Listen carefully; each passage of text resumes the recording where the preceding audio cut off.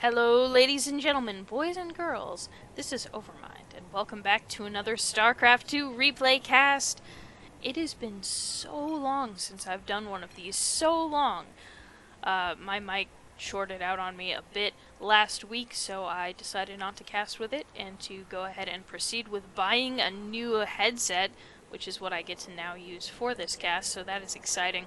But more exciting is that today we have a TVP. Yes, that's right, spawning up at the top left side of the map, we have our blue Terran player. On King Sejong Station, we have Starfighter, who's going to go ahead and make his supply depot as per usual and make SCVs.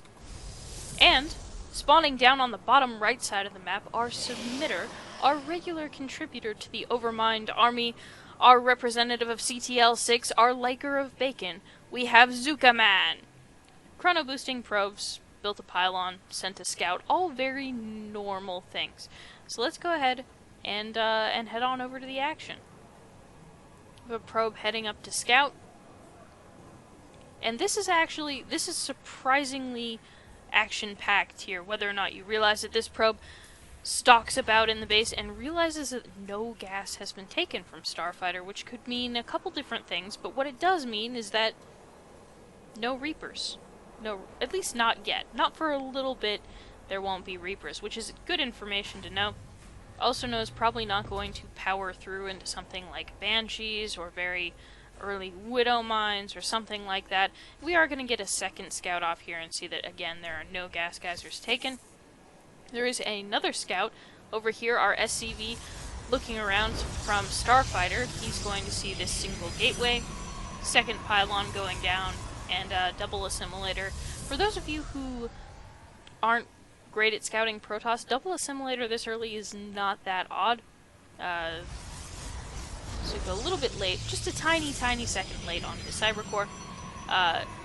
Double assimilator is not that unusual from Protoss. Protoss requires a lot of gas to really play at all, and lots of Protoss players will throw down 2 assimilators and then just put 2 probes in each so that it doesn't cut too much into their minerals early game. Over here we do have this brave scouting probe, still scouting that there is no gas, notably from Starfighter.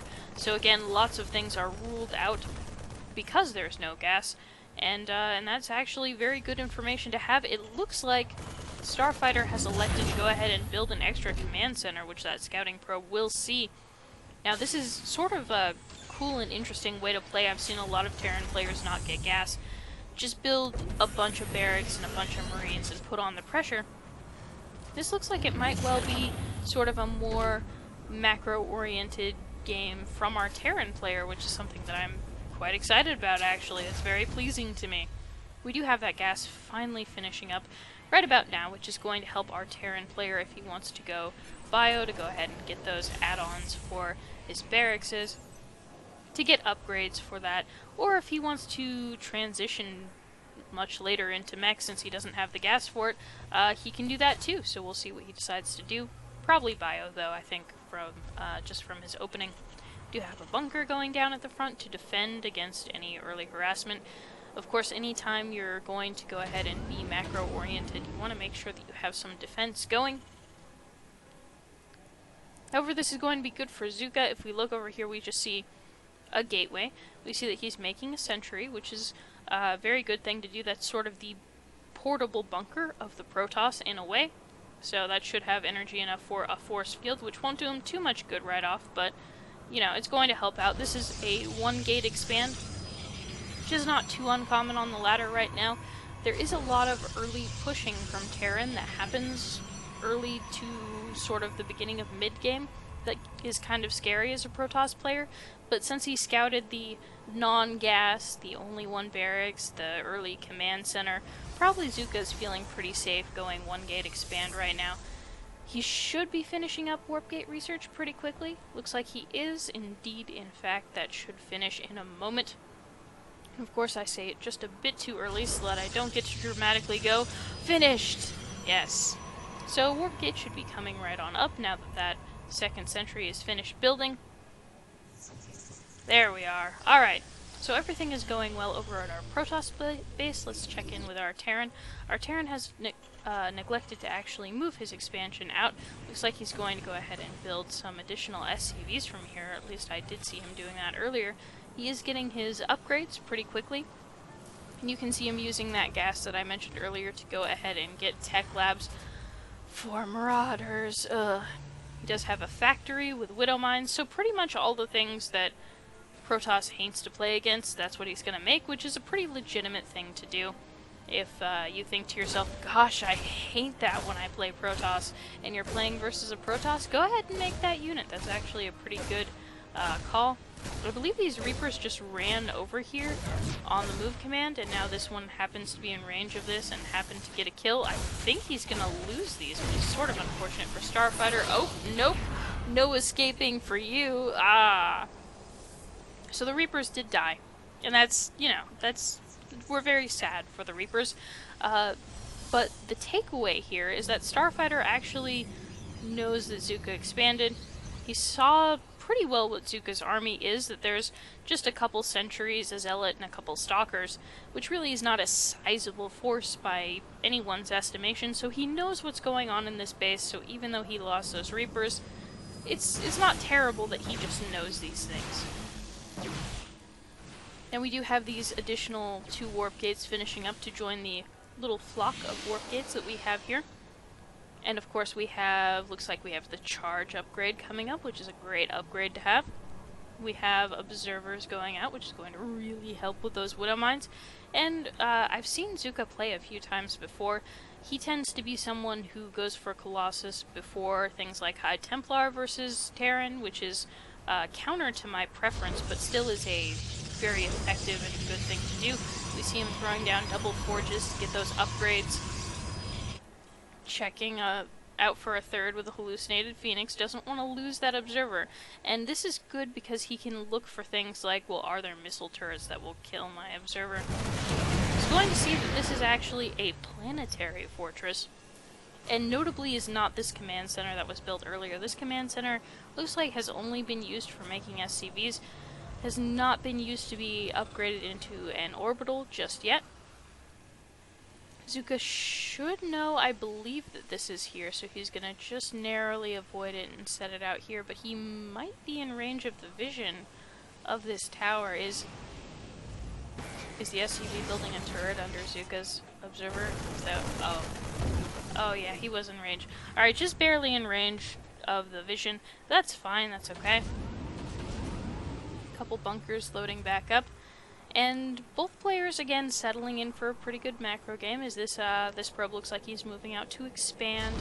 Looking at the army and worker supply, we have worker supply in favor of Starfighter, because he does have that extra command center that has been building those SCVs for him so well. However, he's not incredibly ahead, not way too far ahead that Zooka couldn't catch up with a few nice chronos. Zooka having a slightly larger army supply, but at this point it's 22 to 19. So it's certainly not, well, 26 to 19 now, but it's not game ending at all. We will have both players macroing up a bit. Hopefully he will upgrade this into an orbital and then float it out somewhere, take a third. Starfighter, you need to expand, Starfighter. Alright, I won't sing anymore, you guys, but I've been having a very exciting and happy day, and I'm just bubbling with enthusiasm. So we have upgrades coming down for Starfighter, gonna make his army that much better.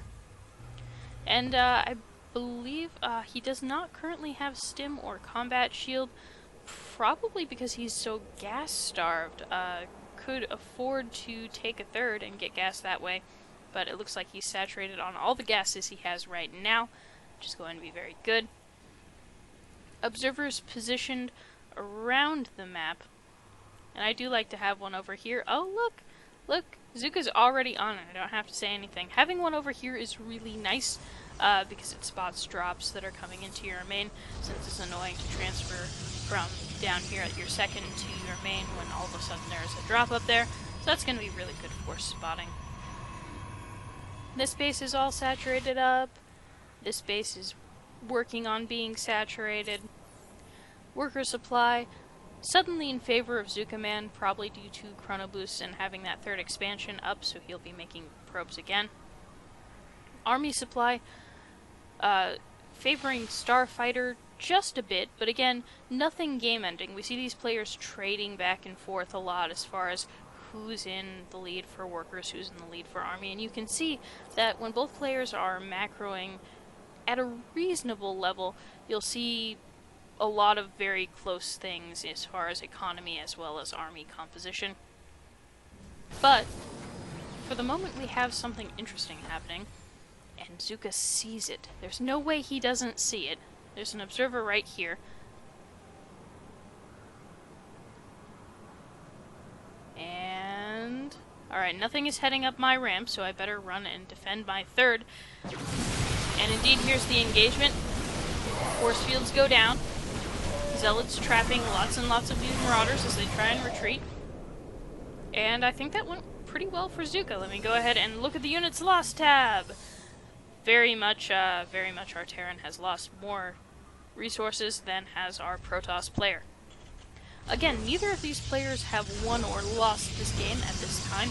However, that was certainly a very good engagement, and since both of them have a pretty compact-looking army at this stage of the game, they have several power units, several gas-heavy units. It's a big deal if you lose a couple of them. So that definitely was a blow to Starfighter. Looking back at our Protoss base, we see that upgrades are on the way and continuing to be researched. We have Colossi being made out of, in fact, 2 robo-facilities at this point. We do have our Terran player taking his third, though. Could easily catch up in that income pretty quickly, especially with the addition of things like mules. And I think my favorite thing about this is that we have our Terran player getting ready to sort of hold this position, and Zooka just sees all of it with this observer. So it's going to be good. He's going to know what's going on pretty much the whole time, which is certainly an advantage in any scenario, whether you're a hind head or anything else. Additional SCVs going to populate out that base. Additional Widow Mines coming to defend this very, very, very important ramp. I believe once this gets constructed, he's again in this unique situation in which Zooka has an observer in a very good position, and Starfighter is going to build a turret right underneath him. Because sometimes you need to build a turret underneath of an observer, really. And there it goes, which is too bad for Zooka. That was a very good and loyal observer. And just misses the mass marine march, as well as a few extra marauders to sort of complete the package. Don't see any medevacs yet, which is, I mean, lots and lots of, looks like lots of Widow Mines, lots of Hellbats. We're getting upgrades for the Hellions and then the Drilling Clamps, which is sort of a surprise to me since we haven't seen any Hellions as far as I know. We are going to see Hellbats, so I guess that will help them, but right now we have lots of Widow Mines, so I'm surprised he did it in that order. But that's alright. We have additional upgrades being researched, which is a very good thing to do. We have another factory, and I really don't think we have a starport, which is surprising, since medevacs are great. That's why they call it the Triple M build. It's very excellent. Hallucinated Phoenix going to take a look at what's up. Notably, there is a command center going down here. Command center going down here, because when in doubt, expand as close as possible to your opponent. That's always been a tried and true method. Zooka just sort of circumvents it all and builds his 4th base right over here to the side of his opponent, so, you know, they're gonna be friends. They're close to each other. Oh, that was painful. The probes getting hit by the tank, and Zooka decides, you know what, this is enough. I'm breaking this line. This is ridiculous. Killing my probes is not okay. And really, it's just a massacre, especially with that blink forward. Usually you want to be pretty cautious with that, but Zooka had a pretty good idea of what was going on there, even from just having his observer over there earlier. This command center should fall.